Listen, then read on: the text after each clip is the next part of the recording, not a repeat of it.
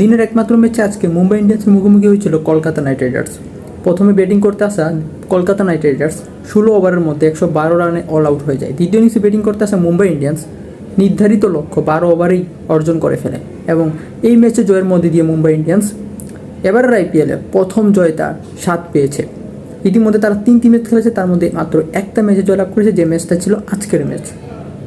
অপরদিকে Kolkata night Riders এই ম্যাচে হারের মধ্যে দিয়ে তারা কিন্তু পয়েন্ট টেবিলে সবার নিচে চলে গেছে। আজকের এই একমাত্র ম্যাচের মধ্যে দিয়ে পয়েন্ট টেবিলে একাধিক পরিবর্তন ঘটেছে। মুম্বাই ইন্ডিয়ান্স যেখানে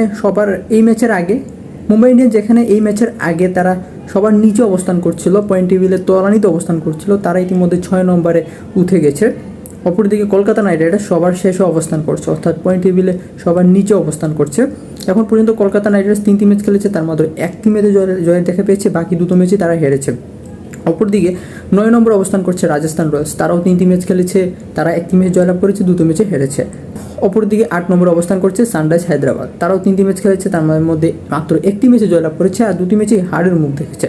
অপরদিকে 7 নম্বরে অবস্থান করছে চেন্নাই সুপার কিংস, তারা 3টি ম্যাচ খেলেছে, তার মধ্যে 2টি ম্যাচেই হেরেছে, একটি ম্যাচে জয়ের দেখা পেয়েছে। এবং 6 নম্বরে অবস্থান করছে মুম্বাই ইন্ডিয়ান্স, যারাও একই পরিমাণ ম্যাচ খেলেছে এবং একই পরিমাণ ম্যাচে হেরেছে এবং একই পরিমাণ ম্যাচ জয়লাভ করে 6 নম্বরে অবস্থান করছে। কিন্তু এই বাকি চারটা দলই কিন্তু 3টা করে ম্যাচ খেললেও পয়েন্ট টেবিলের দিক থেকে কিন্তু মুম্বাই ইন্ডিয়ান্স বাকি 3টা দল থেকে অনেক এগিয়ে থাকার কারণে তারা 6 নম্বরে অবস্থান করছে। অপরদিকে 5 নম্বরে অবস্থান করছে কিং ইলেভেন পাঞ্জাব, তারা মাত্র এখন পর্যন্ত একটি ম্যাচেই খেলেছে এবং সেই ম্যাচে তারা জয়লাভ করেছে। অপরদিকে 4 নম্বরে অবস্থান করছে গুজরাট টাইটান্স, তারা এখন পর্যন্ত 2টি ম্যাচ খেলেছে, তার মধ্যে একটি ম্যাচে জয়লাভ করেছে, আরেকটি ম্যাচে হারের মুখ দেখেছে। অপরদিকে 3 নম্বরে অবস্থান করছে লখনৌ সুপার জায়ান্টস, তারাও 2টি ম্যাচ খেলেছে, তবে তারা একটি ম্যাচ জয়লাভ করেছে, আরেকটি ম্যাচে হেরেছে।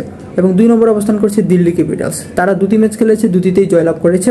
অপরদিকে সবার উপরে পয়েন্ট টেবিলে 1 নম্বরে অবস্থান করছে আরসিবি রয়্যাল চ্যালেঞ্জার্স বেঙ্গালুরু, তারা 2টি ম্যাচ খেলেছে, 2টিতেই জয়ের মুখ দেখেছে। তবে সমপরিমাণ ম্যাচ খেলার পরেও আরসিবি এবং দিল্লি ক্যাপিটালসের মধ্যে আরসিবি সবার উপরে আছে, বিকজ তারা কিন্তু পয়েন্ট টেবিলের দিক থেকে দিল্লি ক্যাপিটালস থেকে অনেক এগিয়ে আছে।